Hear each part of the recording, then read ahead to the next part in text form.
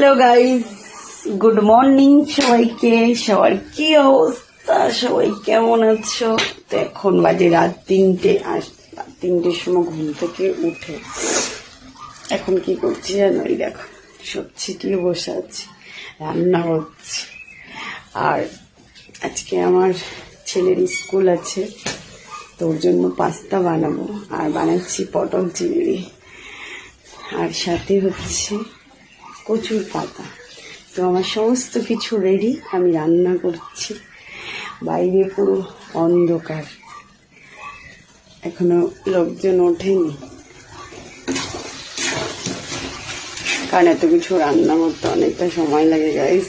আর তারপরে আমার আবার ডিউটিতে বেরাতে হবে, তো সবাই যখন ঘুমায় আমি তখন জেগে থাকি। আর সবার পরে